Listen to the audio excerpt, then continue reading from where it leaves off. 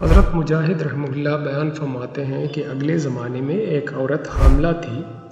جب اسے درد ہونے لگے اور بچی پیدا ہوئی تو اس نے اپنے ملازم سے کہا کہ جاؤ کہیں سے آگ لے آؤ۔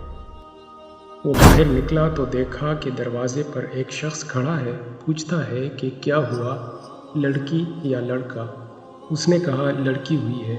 کہا سن، یہ لڑکی 100 آدمیوں سے زنا کرائے گی، پھر اس کے ہاں اب جو شخص ملازم ہے اسی سے اس کا نکاح ہوگا اور ایک مکڑی اس کی موت کا باعث بنے گی۔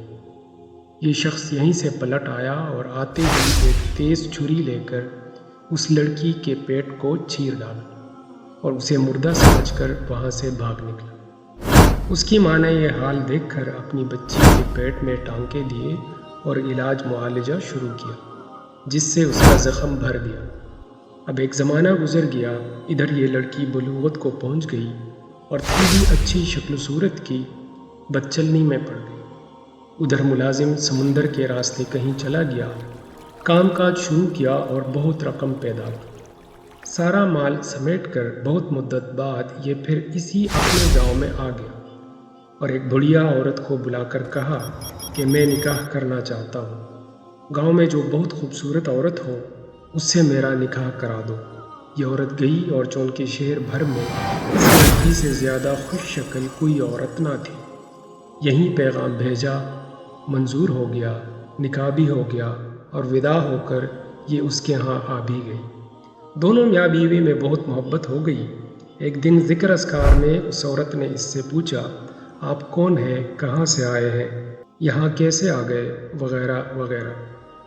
اس نے اپنا تمام ماجرا بیان کر دیا کہ میں یہاں ایک عورت کے ہاں ملازم تھا اور وہاں سے اس کی لڑکی کے ساتھ یہ حرکت کر کے بھاگ گیا تھا، اب اتنے برسوں کے بعد یہاں آیا ہوں۔ تو اس لڑکی نے کہا، جس کا پیٹ چیر کر تم بھاگے تھے میں وہی ہوں، یہ کہہ کر اپنی اس زخم کا نشان بھی اسے دکھا دیا۔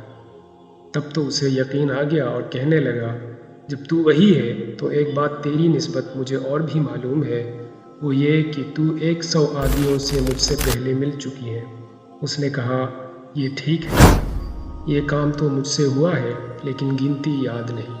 اس نے کہا کہ مجھے تیری نسبت ایک اور بات بھی معلوم ہے، وہ یہ کہ تیری موت کا سبب ایک مکڑی بنے گی۔ خیر چونکہ مجھے تجھ سے بہت زیادہ محبت ہے، میں تیرے لیے ایک بلند و بالا، پختہ اور اعلیٰ محل تعمیر کرا دیتا ہوں، اسی میں تو رہ تاکہ وہاں تک ایسے کیڑے مکوڑے پہنچ نہ سکیں۔ چنانچہ ایسا ہی محل تعمیر ہوا اور یہ وہاں رہنے سہنے لگی۔ ایک مدت کے بعد ایک روز دونوں میاں بیوی بیٹھے تھے کہ اچانک چھت پر ایک مکڑی دکھائی دی۔ اسے دیکھتے ہی اس شخص نے کہا، دیکھو آج یہاں مکڑی دکھائی دی۔ عورت بولی، اچھا یہ میری جان لیوا ہے، میں تو اس کی جان لوں گی۔ غلاموں کو حکم دیا کہ اسے زندہ پکڑ کر میرے سامنے لاؤ۔ نوکر پکڑ کر لے کر آئے۔ اس نے زمین پر رکھ کر اپنے پیر کے انگوٹھے سے اسے مل ڈالا۔ اس کی جان نکل گئی، لیکن اس میں سے جو زہر نکلا اس کا ایک آدھ قطرہ اس کے انگوٹھے کے ناخن اور گوشت کے درمیان چلا گیا۔ اس کا زہر چھڑا، پیر سیاہ پڑ گیا اور اسی میں آخر کار مر گئی۔ بحوالہ تفسیر ابن کثیر۔